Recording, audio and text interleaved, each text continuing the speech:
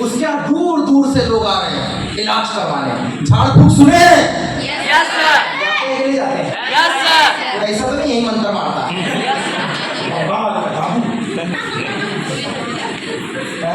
बंगाल। अगली बार बंगाल की कहानी सुनाऊंगा इनकी, बिमला प्लस बंगाल याद दिलाना।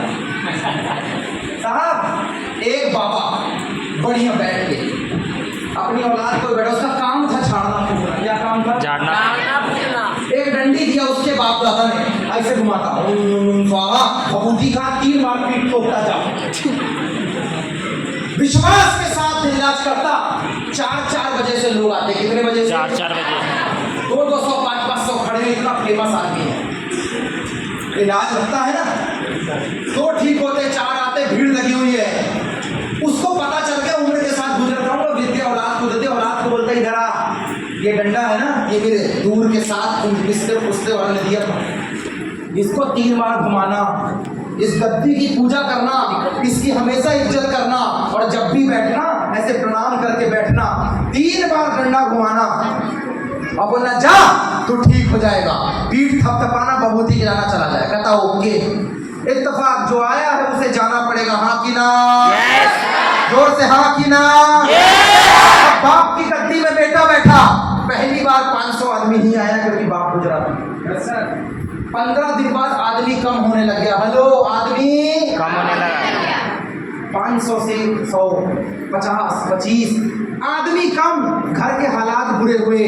3 से 6 महीने बाद ये समय आया, 3 से 6 महीने बाद ये समय आया कि वहां पे कोई नहीं आ रहा है, वो अकेले बैठा है, घर के हालात खराब है। उसको पता है क्या लगता है? पापा ने एक विद्या मेरे से छुपा ली और बताया नहीं, इसीलिए लोग नहीं आ रहे, वरना पहले तो इतने आते थे। मार्केट में हल्ला उड़ गया, उसके इलाज में दम नहीं, उसका बाप किया करता था। आजकल ऐसा होता है गाँवों में। Yes sir. बाप ने भूख मारी थी, आज तक लकवा ठीक हो गया था, बेटा मार रहा है, डबल बीमार होके जा रहा है। कहता बाप की विद्या कमजोर हो गई। साहब परेशान, नौकरी पकड़नी पड़ी। 4-6 महीने बाद एक बुजुर्ग पिताजी के मित्र टकराए और कहते तू यहाँ कैसे?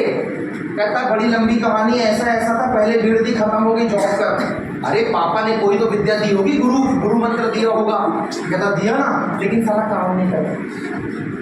मैं बैठा, खाने की नौबत पूरी आ गई नहीं। कहता फिर? कहता छोड़ दिया, जॉब कर रहा हूँ। कहता ऐसा कर, मुझे यकीन है मैं तेरे पापा के साथ बचपन से था, उसने अगर बताया है तो तू कुछ कमी कर रहा होगा, वरना विद्या में तो दम बहुत था। हेलो, विद्या में दम बहुत था। 5 आदमी लेकर गया। कहता है बाप की गद्दी में बैठ, देखता है गद्दी में चूहा काट के बैठा, सामान पड़ा। कहता ये गद्दी दी थी? कहता वो छोड़ दिया ना इसीलिए। कहता कदर कर इसकी, कदर। सफाई करवाया, गद्दी में बैठाया। कहता एक छड़ी भी थी, ढूंढ के लेके आ, कदर नहीं, छड़ी लेके आया, 3 बार घुमाया और विश्वास के साथ बोलता जा तेरा भला होगा, तू ठीक हो जाएगा, और भभूति खिला के भेज दिया। 5 आदमी ठीक हुए। वो अगले 10-15 को बताए, वो अगले 25 को बताए। मेरे दोस्त, गांवों में आज भी ऐसा होता है, अगर किसी का इलाज काम कर जाए तो भीड़ लग जाती है। हाँ कि ना? हाँ कि ना? भीड़ लगी, लोग आने लग गए। अब वो कहता अंकल आप मेरे साथ बैठा करो, क्योंकि आप बैठते हो ना तो ये छड़ी काम करती है, नहीं तो। कहता बेटा नहीं, मेरी वजह से नहीं, उस छड़ी में पहले से दम है, इस गद्दी में दम है, ये वैसे भी काम करती है। कहता नहीं अंकल नहीं करती, पहले नहीं कर रही थी, आप आए करने लग गई। कहता मैं तुझे बताता हूँ पापा ने क्या कहा था।